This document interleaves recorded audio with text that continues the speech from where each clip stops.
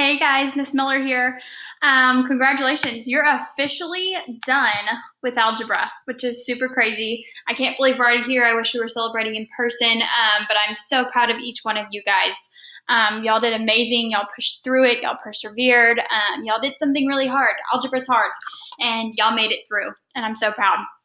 So normally after you finish the curriculum for algebra, we would start by reviewing for your end of course exam. Well, in this scenario, we're not taking an end of course exam. So this kind of is good and bad news. I was really excited to see how well y'all would all do and how much growth y'all had throughout the year. But since we don't have to review, I can go over some concepts that I wouldn't have been able to do if y'all were taking your end of course exam. So what I want to do is go over some 8th grade concepts that y'all didn't get that will help you next year with geometry. So a lot of pre-algebra, 8th grade math, has to do with preparing you for geometry. There's a lot of angle theorems, a lot of different triangle theorems that happen in pre-algebra that y'all never got. So I kind of want to hit a few of those things. And this is a perfect opportunity to be able to do that. So the first thing we're going to start with is the Pythagorean theorem, which I know most of you have probably heard about. If you asked your parents right now, they would probably say they would remember the Pythagorean theorem. Like they might not remember solving systems of equations, inequalities, stuff like that, quadratics, exponentials, stuff y'all have been doing. But I guarantee most of them would say, I understand the Pythagorean theorem. That's something I learned. I know the Pythagorean theorem. It's actually very useful, and my husband, he actually uses it every day at work. He does concrete constructions, and they lay forms for houses and driveways and things like that, and they constantly are using the Pythagorean theorem to make sure that there's right angles, because it's super important in construction that they are perfectly 90 degrees because of the pressure. So it is actually very useful, and this will help you in geometry next year as well. So without further ado, here we go. Pythagorean theorem. There are different parts of the Pythagorean theorem. I'm going to start over here with the hypotenuse. So the hypotenuse is the longest side, always.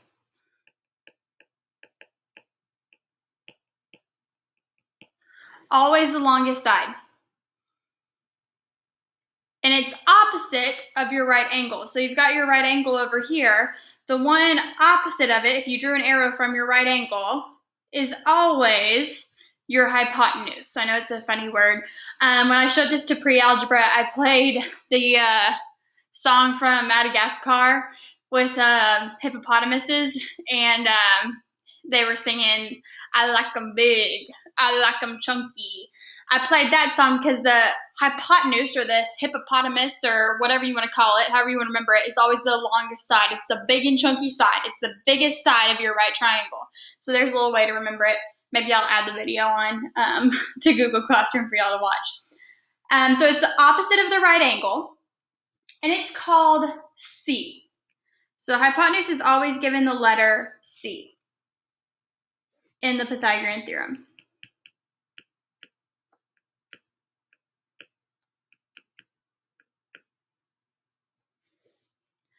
So that's the hypotenuse. That's the first thing that goes into the Pythagorean theorem, is the hypotenuse.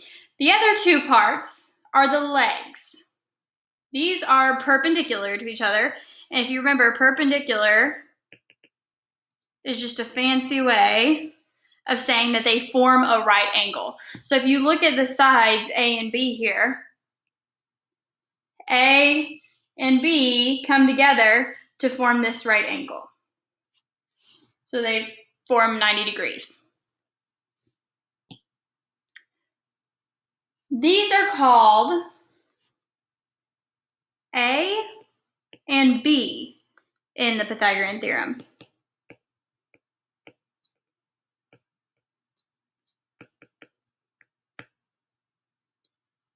A and B. And these, of course, are your shortest sides. So whatever two numbers are your shortest are your legs, and then your big and chunky side, or your longest side, is your C, your hypotenuse. And if you look how this right triangle is labeled, I've got little a, little b, and little c for the sides. Then I have big A, big B, and big C for my angles. And that's how it's labeled, and you're going to learn this more in geometry when y'all go into depth. Sides are lowercase letters, and angles are capitals. Angles are capitals, and sides are lowercase. Oops. And if you notice, they correspond. So like directly across from angle C is side C. Directly across from angle B is side B. Directly across from angle A is side A. So that's how they correspond.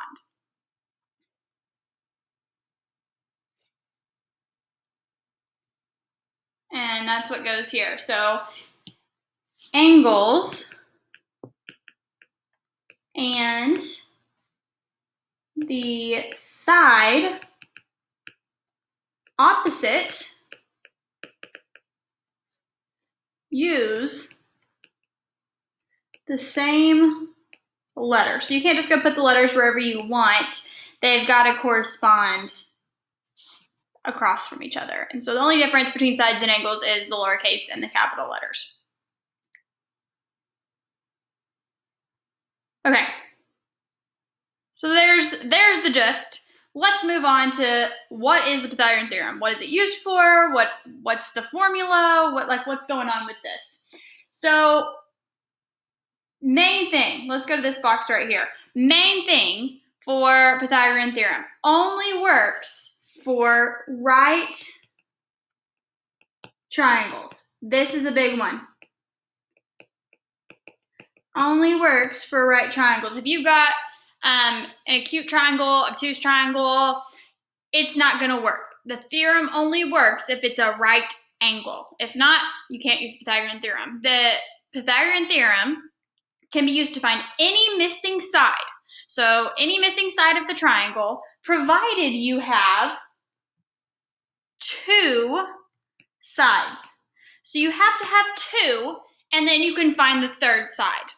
They only give you one side, there's no way that you could find the other side. So that is kind of the catch. It's got to be right, and you've got to have two sides. So again, a review, A and B are called the legs. Those are the shortest. And C is called the hypotenuse, the big and chunky side. Hypotenuse. So when we look, we've got the sum of the squares of the legs is equal to the square of the hypotenuse. So that's all in words, and you're like, oh my gosh, what does this mean? This is the formula. Ready? A squared plus B squared equals C squared. And I'm going to attach a video onto Google Classroom that I want y'all to watch that kind of proves this theorem. It's a quick, 30-second video that proves why this works. So it's saying taking the square of A. So if I squared A, that means that I've got it's not beautiful, but I've got a square now. I took A and I made a square, right? Because if I take A and square it, I've got A times A, which gives me this box. I'm also going to square B. That's what they said, right? Square B. So I made a square for B. And then it says these two squares added together equals this square. That's what the theorem says. The blue square plus the green square equals the yellow square. It works every time for right angles. And there's tons of, you can look up online, tons of different ways to prove it. I wish I could do this in class with you guys because I would want to make y'all prove the theorem, and it'd be awesome. But you can look it up online, and again, I'll put a video, a really easy proof that somebody made that shows you that this is true. And again, you can look up many other proofs as well. But that's a theorem. A squared plus B squared equals C squared. So that's your takeaway. So if we move over here to try some examples. It says find the missing side for each triangle using the Pythagorean theorem. So I'm going to look at this first one here. I've got, first thing I would do is figure out, hey, is this a right triangle? And if I've got this right angle here, then I know it is. So it's a right triangle. And the second thing I have is two sides. Do I have two sides? Well, yeah, right here. Two sides. I'm missing this side. Next thing I would do is I would write the formula. A squared plus B squared equals C squared. I would write it out. Then I would look at my triangle and figure out what they gave me. So I'd figure out, hey, what's the big and chunky side? Which side is across from the right angle? So I draw my arrow from the right angle and it's side C, which they labeled it this time as side C. They might not always label it as side C. It might be side X, or they might just leave it blank. So don't go by the lettering. They're just using a variable, and this time it's C. So I'm missing the hypotenuse. It's the side across from the right angle. So I don't have C squared, but I have A and B. Does it matter which one I pick for A and B? No, it does not. You could say 9 squared plus 12 squared equals C squared. Or you could say 12 squared plus 9 squared equals C squared. Either way, it gets you the right answer. So if you say this is A, this is B, that's great. Or if you say this is A, this is B, that's great. It does not matter which way you pick. So don't get freaked out about picking it. The only one that matters is the hypotenuse. Remember, it's the longest side, and if you draw an arrow from your right angle, it's across. So that's the only catch, the hypotenuse. That's the one that has to be right. A and B does not matter. Either way. Okay, then we solve. So I've got 12 squared, which is 12 times 12. You put that in your calculator and you'd get 144 plus 9 squared. 9 times 9 is 81. Again, you can put whatever you need in your calculator. Equals C squared. Well, then I have 144 plus 81. Put that in your calculator, you get 225 equals C squared. Now, am I looking for C squared? No, I'm looking for just C. I don't want C squared. So remember when solving equations, you've got to do the inverse to solve for your variable. So if I'm adding on one side, I really have to subtract to get rid of it. If I'm multiplying, I really have to divide. Well, the inverse of squaring something is taking the square root. So I've got to take the square root. But remember, whatever I do to one side, I've got to do to this other side as well. I've got to take the square root. Well, when I square something and take the square root, these cancel out. These go away. And I'm just left with C. So that's how you get just C. But I still have to take the square root of 225. So I'm saying, what times itself gives me 225? So you can, if it's something that's not bad like this, you can do it in your head. Or you can press second x squared, gives you a square root, and you can type in 225, because sometimes you might get a decimal or something. So we get 15. 15 is your answer. So when I go back here, I get C equals 15. That's my missing side. Pretty cool, huh? That's the Pythagorean theorem. That's all it is. So just knowing the theorem, plugging it in, and solving the equation, which y'all are experts at solving equations since y'all been doing it since day one in algebra. Let's try another one. So let's look here. First things first, I'm going to write down my theorem. A squared plus B squared equals C squared. I look and see if it has a right angle, which it does, so I can do it. Do I have two sides? Yes. So we're good to go there. Now I've got to figure out what they gave me. Remember, the hypotenuse is the big and chunky side across from the right angle. So C has to be the 62. I can't interchange it. Whatever I'm pointing to is my C. So 62 has to go here. And again, because of the formula, I'm squaring it.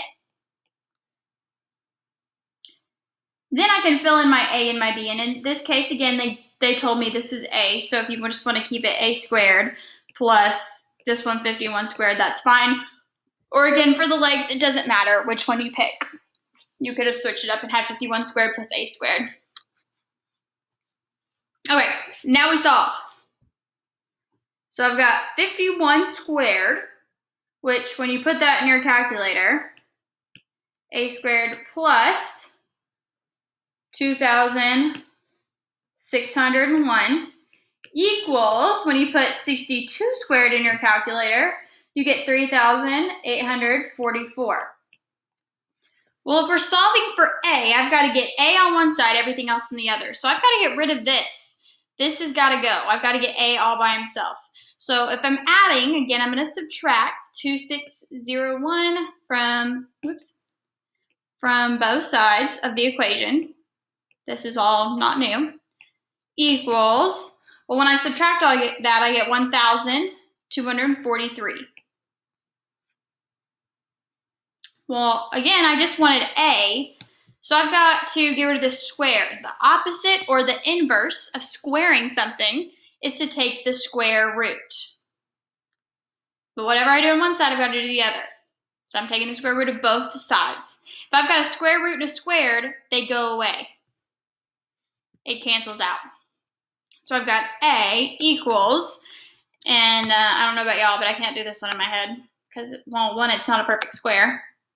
So I've got square root, 1, 2, 4, 3, enter. Most of the time, you are not going to get a pretty number. Unless it's a perfect square, you're not going to get a perfect number or a pretty number. It's going to be irrational. It's going to be a decimal that goes on forever. And your homework, just round in the nearest hundredth place. So have 2 decimal places for me. So I've got 35.25, and I look to the thousandths place. It's a 6, so I'm going to round this 5 up to 6. So here I've got a equals 35.26. Now, instead of putting equal sign, I don't care on your homework. This is very technical. But what I would do is, because I rounded, a is not equal to 35.26. A is equal to 35.256, blah, blah, blah, blah, blah, blah, like goes on forever. So if you do these squiggly lines like this, that means not equal to, it means approximately equal to. We rounded. So again, I don't care about it in your homework. I know you're typing on the computer and it's hard to find symbols and you're just trying to get it on paper. So I just wanted to let you be aware of that, because that's going to happen a lot in geometry, is the approximately equal to, because you're rounding, because it's not going to be exactly a number unless you get a perfect square. So a is approximately equal to 35.26. Okay, so that's the Pythagorean theorem. I'm going to show you on this next one a shortcut. So I had to show my pre-algebra students this year the Pythagorean theorem, and I showed them a couple times doing this way. And then I showed them my cheating way, and they all use the cheating way now because it's easier. Now, I know y'all like solving equations, and it's no big deal for y'all, and y'all been doing it all year. So if you want to do it the first way I showed you, doing it all by hand, that's fine. If you want to do my shortcut way, you can. Whatever way works best for you. But I really like this way because the calculator does all the work for me. Okay, so here's the first step when you do my shortcut way. You're going to write the letters B, A, N, S. B, A, N, S on your paper. Now, normally you don't have to write down what it means. You could just write bands on your paper. Since this is your first time seeing this, I'm going to write down what it means. So the B stands for blank. The A stands for add. N stands for number. And S stands for subtract. So that's what band stands for. I don't know if some of y'all have pre-algebra friends that have done this and maybe showed it to you, but instead of writing a squared plus b squared equals c squared, they write B-A-N-S on their paper. They don't put the black part. They just put B-A-N-S because they know it stands for blank, add, number, subtract. Step number next, what they do is kind of what we were doing for the theorem. You're going to draw an arrow from the right angle all the way across your hypotenuse. And you're going to look at that arrow and you're going to say, is there a number over here or is it blank? So that's where this comes into play. Is it blank or is there a number? Well, I look and I see a 77. There's a number there. So your two options is, if it's blank, it's got a variable. There's nothing there. There's not a number. It's an X, a B, a C, whatever it is. Then you were going to circle BA, blank. You circle BA. In our case, there's a number there. So we're going to circle NS. If there's a number, you subtract. Okay, that's what you do. So you write BA and S, draw your arrow, you look and see if there's blank or a number, and then you either circle BA if it's blank, or NS if there's a number. Okay, this next step was one that my pre-algebra students missed all the time. You've got to remember this. Draw your square root. So you're going to draw a square root, and then you're going to find the only two numbers they give you on your triangle. So they gave us 77 and they gave us 29. Only two numbers they gave you. Then you're going to put them in order from least to greatest to least. So you're going to put the biggest number first. So in this case, 77 goes first, and then 29. And then I'm going to look up here and see what I told myself. I circled number subtract. So what am I doing to those numbers? I'm subtracting those two numbers. Last step is to add squared, because that's part of the theorem. We got to square everything. So you got to put those little baby twos. That's it. You're done. Now you take this, what you just wrote, and you plug it into your calculator to get your answer. That's it. I think this way is so much easier. So now I'm plugging in second x squared to get my square root, and I'm putting 77 squared minus 29 squared, and I press enter. There's my answer. So without having to plug it all in, solve an equation, there it is. That's it, right there.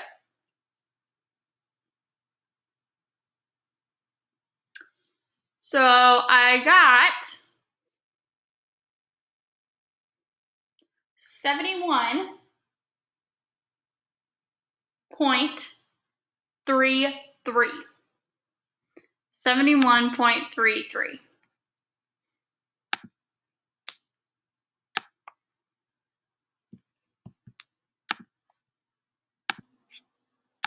And again, it was not equal to 71.33. It was approximately equal to 71.33. So there's my answer.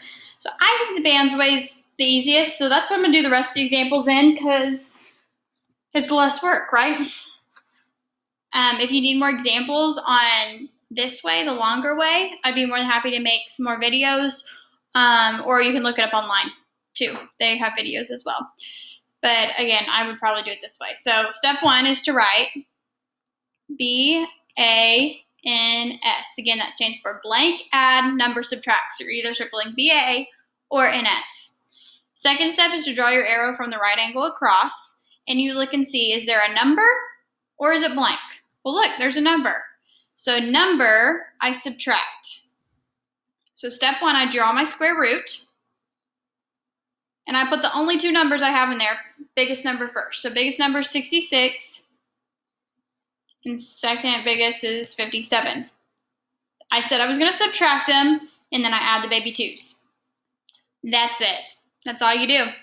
Then I go over here to my calculator, and I plug in second. See if I can show both screens at the same time. Okay, here we go. Second x squared gives me my square root. 66 squared minus 57 squared. Press enter, and I get 33.27-ish, because one's next door, so we keep it at 7. So approximately 33.27.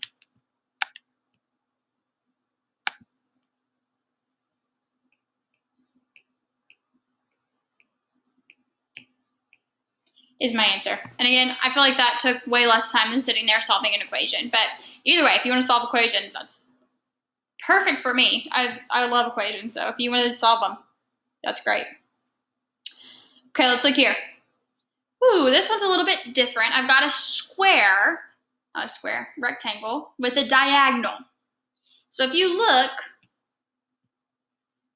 at the parts they labeled for you, what do you have? It's a really bad line. Right there in red, it's a right triangle. So we can actually ignore this whole part here. We don't even care about that. You're just looking at the part in red. That's all that matters. So we're just going to keep on doing what we've been doing. I'm going to write B-A-N-S. I draw my arrow from the right angle. This time, there's not a number there. It's blank. So blank, I circle B-A. So blank, I add. Then I draw my square root. I put the only two numbers I have on my paper, which is 40 and 30. The bigger one goes first, so I've got 40, then 30.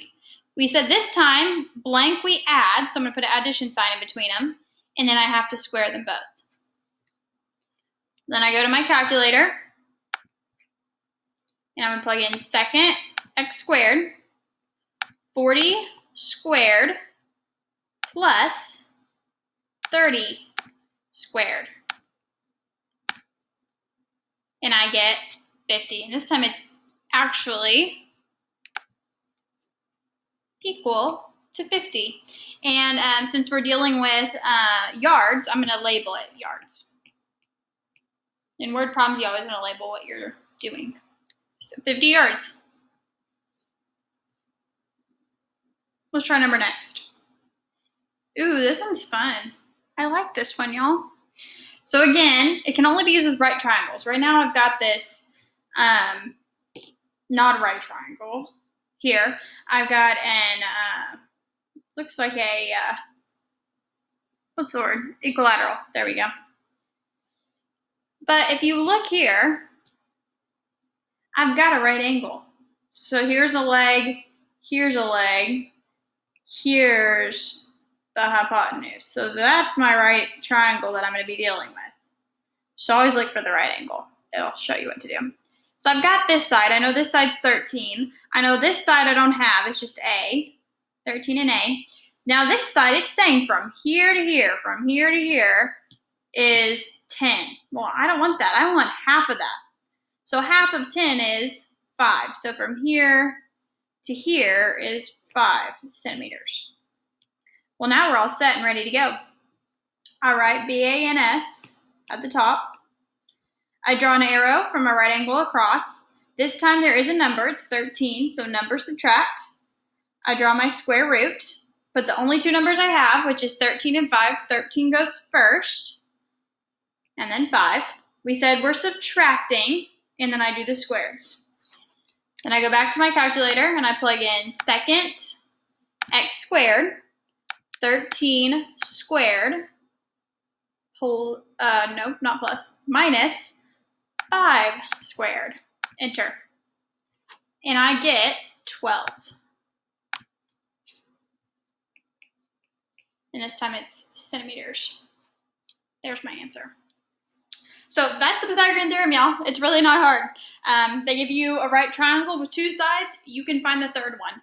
And again, I don't care which way you do it. If you like the band's way, which I think is the easier, quicker way, there you go. If you want to plug it in and solve equations to a squared plus b squared equals c squared, there you go. Either way works for me. I don't care. Last page of the notes.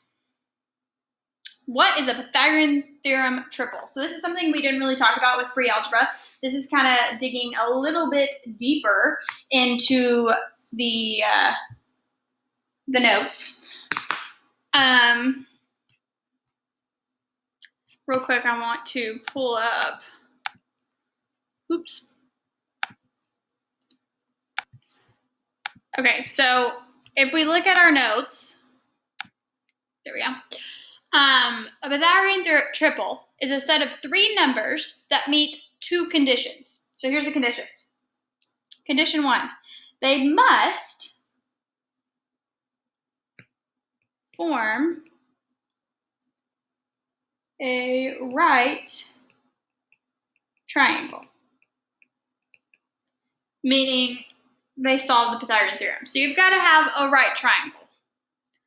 They must form a right triangle. If they form an obtuse triangle, it's not a Pythagorean triple because you can only use Pythagorean theorem with right triangles. Second condition, they must all be whole numbers. Whole numbers. And if you remember whole numbers, that's all your negative numbers, all your positive numbers, and zero. Those are whole numbers. And in this case, if you have a distance or something, it's not going to be negative. So really, it's only 0 through infinity. But no decimals, no fractions, no square roots. That's what that means. So basically, what you're trying to figure out in these examples is, do these three numbers form a right triangle? So notice they didn't put a right angle, but you can tell where the right angle would be. And we're trying to prove that this is a right triangle, and if they are Pythagorean triples. So first you're going to prove, hey, is this a right triangle? And then if they're all whole numbers, they're a Pythagorean triple if it is a right triangle. So that's what we're doing. So if we look at this first one, we're going to do the same thing. You can either plug it into the Pythagorean theorem, a squared plus b squared equals c squared. And again, the longest side, the big and chunky side, is your c, and then it doesn't matter which one you label a and b. Either one works. So in this case, I said 12 is a plus 9 equals 15. So when I plug this into my calculator, I get 12 squared. 12 times 12 is 144. Plus 9 squared is 9 times 9, 81, equals 15 squared. 15 times 15, 225. Then I add them up. 144 plus 81 is 225. Well, does 225 equal 225? All day, every day, here on the planet Earth. So, if the left side equals the right side, then yes. Let me write in a different color. Oops, go back. Yes, it is a right triangle. Now we have to determine, is it a triple? Well, are all our numbers whole numbers? I got 15, 9, and 12. Yeah, there's no decimals, there's no square roots, there's no fractions. So this is a triple. Yes, is a triple. Now you know me with shortcuts. You could sit there and plug everything in and do that, or you still have to plug it into a squared plus b squared equals c squared. Again, you can tell here this is where your right angle is supposed to be, so we're trying to prove that that's a right angle. Don't always go by the picture, because one, if I'm drawing the picture, I can't draw. Two, they're not gonna, it could be off by a little bit, 1 degree, and it's not a right triangle. So if it's 89 degrees, it's not 90 degrees, right? So don't go by the picture, you've got to prove it. That's the whole thing about math, and you'll get to geometry where you start doing proofs, and they're gonna be so fun, and you'll have to prove. So start now by proving your answers, not just looking at the picture. Don't trust the picture. So the side across, again, this is our C. So it doesn't matter which one of these is A and B. So I'm just going to say 10 squared plus this funky thing. So we're taking this whole thing, 2 times the square root of 39 squared. We're squaring the whole thing. Make sure to put it in parentheses. Equals 16 squared. Now, here's what I would do. Ready? I would grab your handy dandy calculator, and I would plug in 10 squared plus parentheses 2 the square root of 39, and then you got to arrow over to get it out from underneath the parentheses, and we're squaring that whole thing. Now you're actually going to put the equal sign, so we're going to press second math. and we're at the test button. And we want the first thing. So you can either press enter or 1. It doesn't matter which one you press. And it gives you the equal sign. And then on the other side of the equal sign, we had 16 squared. So that's what you're going to do. You're going to plug it all in, and you're going to press enter. When you press enter, it's either going to pop out a 0 or a 1. That's the only thing that's going to happen. When you test with an equal sign, it's either going to pop out a 0 or a 1. 0 means that this is false. What I just typed in, this plus this does not equal this. That's false. If you get a 1 out, it's true. This plus this does equal this. So here I got a 1. This is true. This side equals this side. This is a true statement. So that means it's a right triangle. So if you get out a 1, it's a right triangle. If you get out a 0, it's not a right triangle. So when I go back here, I got a 1, so it's a right triangle. So yes, right triangle. However, because of this square root of 39, it's got a square root, so it's not a triple. No, not a triple because of square root. So it is a right triangle, but not a triple. So if you look at this one, again, I can kind of tell where my right triangle is. It crosses my C. So these are my A and my B. So I've got 39 squared plus 32.5 squared equals 48.5. Well, without doing anything, squared. Without doing anything, I can already tell you, because of these decimals, it's not a triple. But it might be a right triangle. So I'm going to go to my handy-dandy calculator, and I'm going to plug in 39 squared plus 32.5 squared. Second math 1 gives me the equal sign, 48.5 squared. I press enter. Uh-oh, this time I got a 0. So this is a false statement. These two things do not equal this. So it is not a right triangle. So if I go back here, no, not a right triangle. And no, not a triple. Oops. Because of decimals, which we already said.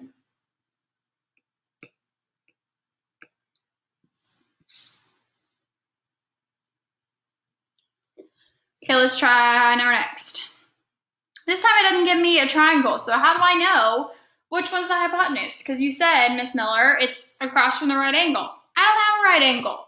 Well, if you remember, I said the hypotenuse is the big and chunky side. It's the longest side. So your biggest number is always your C. So 50.5 is my C, and then these have to be my legs, my A and my B. So it doesn't matter which one you pick. I'm just going to put it in order. 10 squared plus 49.5 squared equals 50.5 squared. I go to my handy-dandy calculator, and I'm plugging in 10 squared plus 49.5 squared. Second math 1 gives me my equal, 50.5 squared. Enter. Woohoo, we got a 1, so this is true. This side equals this side. It is a true statement. It is a right triangle. So yes, it is a right triangle. But if you notice, because of the decimals, no, it is not a triple because of decimals. Has to be whole numbers. 0 to infinity. Okay, number last. Remember, biggest number is your hypotenuse. So 17. So another way I kind of like to write it, if they give it to me in this list, I just put squareds on top of everything. and I put a plus in between these two and an equal, which is what you're doing when you plug it into a squared plus b squared equals c squared. So if you look, I have 6 squared plus 2 times the square root of 55 squared equals 17 squared. And again, plug it into your calculator. I know some of you like to do it by hand. You can do it by hand if you would like. Plus, remember parentheses, 2 times the square root of 55. And again, you have to press the arrow over button to get it from underneath the square root. Squared, second, math 1, and then we're putting in 17 squared. Enter. Uh-oh, we got a 0. So no, this is not a right triangle. The left side does not equal the right side. So when we go over here, we've got no, not a right triangle, and no, not a triple. Too many P's there. Because we have got a square root here, not a triple. And that's all there is to it. So the main thing for this lesson is the Pythagorean theorem, so doing the bands part over here or putting it in to solve for the angle, and then you've got your triples. So like this first one, it's a right triangle, and a Pythagorean triple is 9, 12, and 15. So if you see the numbers 9, 12, and 15, you can actually memorize all the triples. If you look it up, there's I might even add a list to our on Google Classroom of all the triples. So if you memorize all the triples, you don't even have to solve anything. They give you, especially on like 8th grade STAR, they love to put triples on there. So if you have the triples memorized, you don't even have to do any math. So if you see a 9, 12, 15 triangle, every time it's a right triangle. Okay, well, I hope you enjoyed the Pythagorean theorem. There's a little bit of geometry there. I hope you enjoyed a little bit other than algebra. Of course, though, algebra isn't everything, like I told y'all. You're still solving equations. You're still have your algebra. So that's why algebra is so important in the base of everything. Please let me know if you have any questions. Bye, y'all. Have a great rest of your day.